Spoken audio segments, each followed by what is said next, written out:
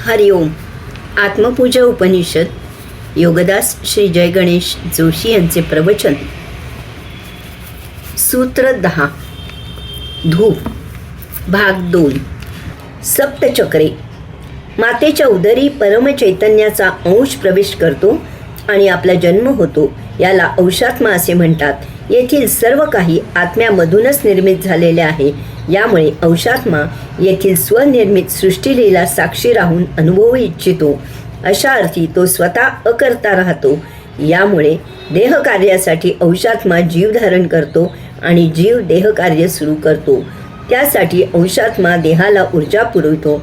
यामुळे जीवाला जीवात्मा असे म्हणतात. जीवात्मा देह धारण करायला सुरुवात करतो. औषात्मा गतसंचितांनी लपेटलेला असतो. हे गतसंचित या एकाच जन्मात याच देही संपुष्टात येण्यासाठी योग्य असा देह जीवात्मा धारण करतो. यासाठी औषात्म्याच्या सत्प्रेरणेने जीवात्मा आवश्यक असे देहाकडून कार्य घडवून सर्व संचित संपवितो आणि अशा प्रकारे अंशात्मा संचितापासून मुक्त होतो. अशा प्रकारे मुक्ती हे आपले सर्वप्रथम जीवित कार्य असते. अशा प्रकारे गतसंचितापासून मुक्त झाल्यावर आपले खऱ्या अर्थी जीवन कार्य सुरू होते. आपण प्रभू कार्य करू लागतो. गतसंचितापासून मुक्त झाल्यामुळे साक्षी राहून या सृष्टीचा कैवल्यावस्थेत आस्वाद घेऊ लागतो. परंतु दुर्दैवाने हे असे इतक्या सहजपणे घडत नाही. कारण आपल्याला मनुष्य तर प्राण्यांपेक्षा अनन्यसाधारण बुद्धी आहे. त्यामुळे नकळत सर्व घोटाळा होतो. गतसंचित संपवित असताना गतजन्मीचे अतृप्त उपभोग आपण उपभोगत असतो. त्यावेळी एक उपभोग शमवण्यासाठी आपल्याला आपल्या अनन्यसाधारण आणि अतिप्रगल्भ बुद्धीमुळे अनेक पर्याय उपलब्ध असतात. अशा वेळी त्यातील एका मार्गाने आपण गतसंचित संपवितो. परंतु त्या उपभोगांचे इतर अनेक मार्ग स्मृतीत जतन होतात आणि त्यांचा आविष्कार उमटतो. या मार्गाऐवजी तो अमुक मार्ग अवलंबिला असता तर भविष्यात त्याही मार्गाने हाच उपभोग घ्यायला मिळाला तर हे असे आविष्कार पुसले जात नाहीत. ते जेथे साचतात त्याला मन असे म्हणतात. त्यामुळे एक उपभोग संपवित असताना इतर अनेक उपभोग निर्माण होतात आणि ते संचित होतात. एक संचित अनेक संचित निर्माण करते. हे उपभोग देहादी इंद्रियांना हवे असतात. त्यामुळे त्यांची मनाला साथ मिळते. यामुळे मन संपूर्ण देह संचारी होते आणि यथाकाळी महाप्रभावी होते. आपला देह अनेक पेशींचा तयार झालेला असतो. या पेशींवर नियंत्रण करण्यासाठी आपल्या देहात अनेक शक्तिस्थाने निर्माण होतात. अध्यात्माच्या दृष्टीने यातील 7 शक्तिस्थाने महत्त्वाची आहेत. त्यांना सप्तचक्रे असे म्हणतात. आपल्या सद्य विषयाला अनुसरून त्यांची माहिती पाहूया.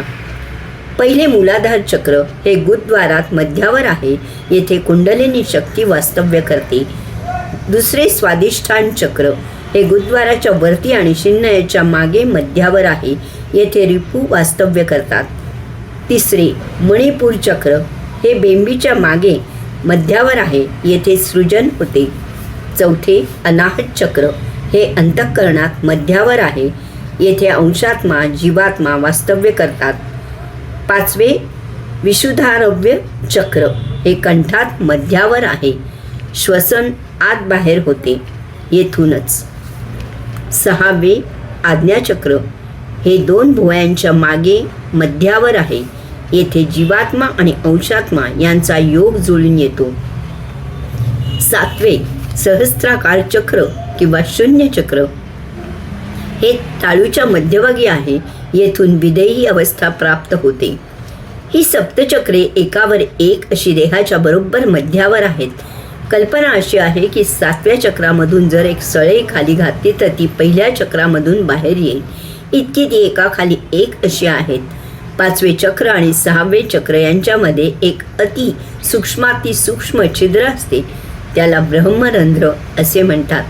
जेव्हा देह धारण केला जातो तेव्हा टाचेपासून टाळूपर्यंतचा विचार करता ऊर्जा पुरवण्याच्या दृष्टीने सोयीचे होण्यासाठी देहाच्या मध्यावर पहिल्या चक्रात कुंडलिनी शक्ती वास्तव्य करते. सरपटणारे जीवजंतू, 2 पायांचे पक्षी, 4 पायांचे पशु यांचा देह जमिनीला समांतर असतो. यामुळे त्यांच्या देहातील सप्तचक्रे जमिनीला समांतर असतात.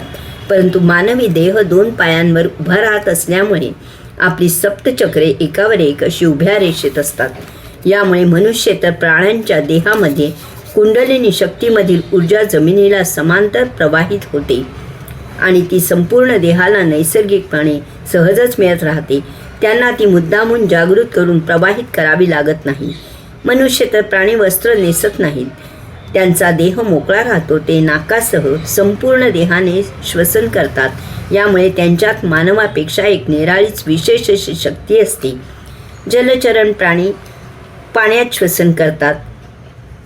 पाण्यात डुबकी मारून त्यात विहार करतात. सरपटणारे प्राणी अतिसंवेदनशील असतात.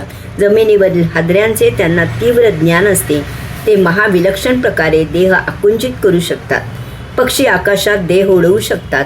त्यांची दृष्टी घ्राणेंद्रिय अतितीव्र असतात. पशूंच्या देहात महाप्रचंड शक्ती असते. ते अति जलद पळू शकतात. यामुळे एक आणखी महाविलक्षण अद्भुत गोष्ट घडते.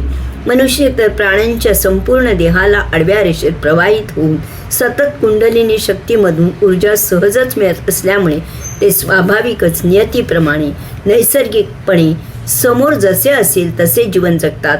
त्यांना त्यासाठी काही आयास प्रयास करावे लागत नाहीत.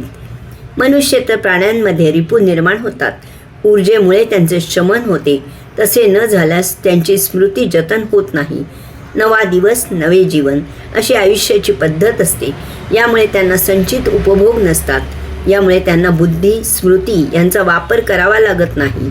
बहुधा मन तयारच होत नसावे. झाले तरी ते प्रभावी असत नाही. वापरावे लागत नाही.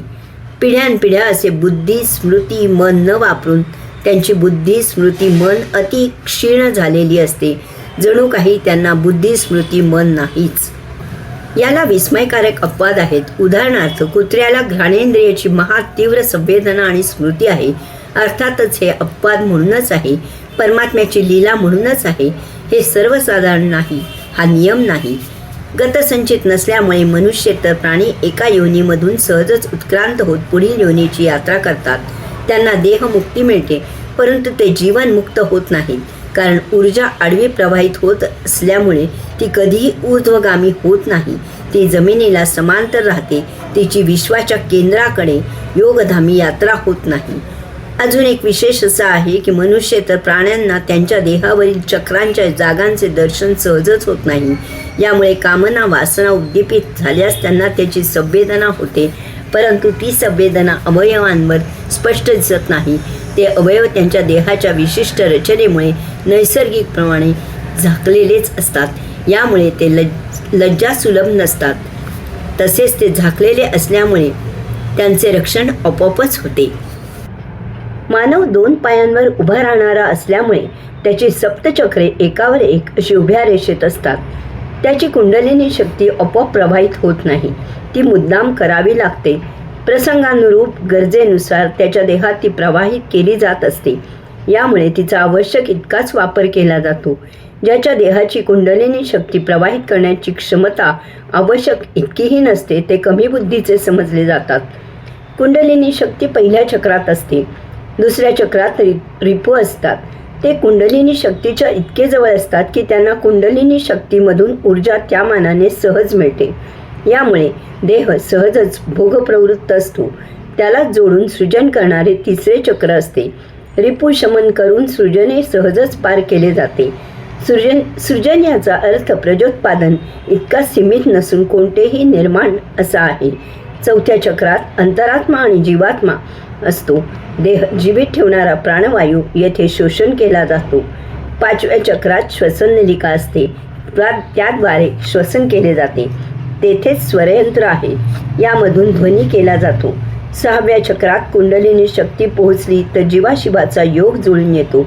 येथून मुक्तीची आज्ञा दिली जाते. येथून अशुद्धे बाहेर फेकली जातात. 7व्या चक्रात मुक्ती प्राप्त होते. अंतिम उपलब्धी म्हणजे महद्भाग्याने 7व्या चक्रामधून चक्रभेद होऊन योगधामी यात्रा केली जाते. यावरून एक गोष्ट सहजच लक्षात येते की अंतरात्मा आणि जीवात्मा सप्तचक्रांच्या मध्यावर आहेत. त्याखाली 3 चक्रे संसारात अडकवणारी आहेत. वरची 3 चक्रे मुक्ती मिळवून देणारी आहेत. खालची चक्रे कुंडलिनी शक्तीद्वारे भस्म करावी लागतात, म्हणजे वरची 3 चक्रे मुक्ती प्राप्त करून देतात. मानवाला बुद्धी, स्मृती, मन यांचे अनन्यसाधारण वरदान आहे, परंतु त्यांना ऊर्जा मुद्दाम द्यावी लागते, पुरवावी लागते. यांचा वापर सतत मुद्दाम करावा लागतो. यामुळे ती सदा सतेज असतात. सुरी वापरात असली की ती धारदार असते. मानव आपल्या बुद्धी, स्मृती, मन या जोरावर जड वस्तू जगताचा उपयोग करून जमीन, पाणी, हवा यात संचार करतो. अनेकविध वस्तू तयार करतो आणि त्यांचा उपभोग घेतो.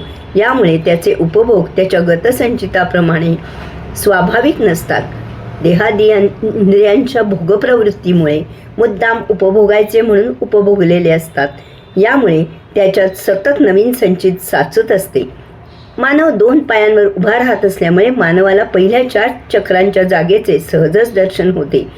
कामना, वासना निर्माण झाल्यास त्याची जशी त्याला संवेदना होते तसेच त्याला त्याचे अवयवांचेही दर्शन होते. याची त्याला ज्ञानामुळे सहजच लज्जा निर्माण होते. शिवाय ते अवयव उघडे मोकळे असल्यामुळे त्यांचे नैसर्गिकपणे रक्षणही होत नाही. यासाठी ते झाकायची स्वाभाविक प्रवृत्ती त्याच्यात निर्माण होऊन तो लज्जा झाकण्यासाठी, लज्जा रक्षणासाठी वस्त्रे नेसतो. कितीही गरिबी असली तरी लज्जा झाकण्यासाठी, रक्षणासाठी कमीत कमी ही चक्रे झाकली जातील इतपत तरी कपडे घातले जातात. जे असे करत नाहीत त्यांनी ताळतंत्र सोडले, लाज सोडली असे आपण म्हणतो. पुढे वस्त्र हा शौक झाला, चैन झाली. वस्त्रांमध्ये अनेक प्रकार आले, विविधता आली. वस्त्रांमुळे मानवाचा देह झाकला जातो. तो फक्त नाकानेच श्वसन करू शकतो. त्याच्या सर्व देहाने श्वसन केले जात नाही. त्यामुळे त्याला ऊर्जेचा पुरवठा मर्यादित होतो. त्याच्या देहाची ठेवण उभी असल्यामुळे त्याला ऊर्जेसाठी कुंडलिनी शक्ती मुद्दाम उद्दीपित करावी लागते. अर्थात यामुळे मानवाला एक नैसर्गिक वरदान असते की ऊर्जेचा पुरवठा त्याच्या नियंत्रणाखाली राहू शकतो. यामुळे त्याने ठरवल्यास तो रिपूंवर नियंत्रण ठेवू शकतो. याचा सदुपयोग करून रिपुमुक्त होऊन तो जीवन मुक्ती प्राप्त करू शकतो. अशा प्रकारे मानवाला कुंडलिनी शक्ती मुद्दाम उद्दीपित करावी लागते, जागृत करावी लागते, प्रदीप्त करावी लागते, प्रज्वलित करावी लागते. मुक्तीसाठी खास साधना, उपासना कराव्या लागतात. त्यासाठी आवश्यक त्या तीव्र बुद्धीचे वरदान त्याला प्राप्त आहे. त्याला परमात्म्याचे ज्ञान प्राप्त करणे शक्य आहे. कुंडलिनी शक्ती सहजच मिळत नसल्यामुळे मानवाची संचित रिपूंची ओढ सहजच क्षीण होत नाही. त्यासाठी त्याला कष्ट घ्यावे लागतात. पहिल्या चक्रात कुंडलिनी शक्ती जागृत करून, दुसऱ्या चक्रातील रिपू क्षीण करून, तिसऱ्या चक्रातील सृजनाची ओढ क्षीण करावी लागते. येथे मनाचा जीवात्म्याशी योग जुळून येतो. त्या योगे त्याचे उपभोग देहधर्मापुरते मर्यादित होतात. संचित संपू लागते. त्यात नवीन संचिताची भर होत नाही. त्या योगे 4थ्या चक्रात अंतःकरणात प्रवेश करून अंतरात्म्यावर ध्यान लावावे लागते. ध्यान गहन झाले की ब्रह्मरंध्र भेदून 6व्या चक्रात प्रवेश होतो. तेथे जीवात्मा आणि अंतरात्मा यांचे मिलन होते. पुढे 7व्या चक्रात प्रवेश होऊन समाधी प्रसाद प्राप्त होतो. परमात्म्याच्या दर्शनाचा साक्षात्कार होतो. मुक्ती प्राप्त होते. हरिओम.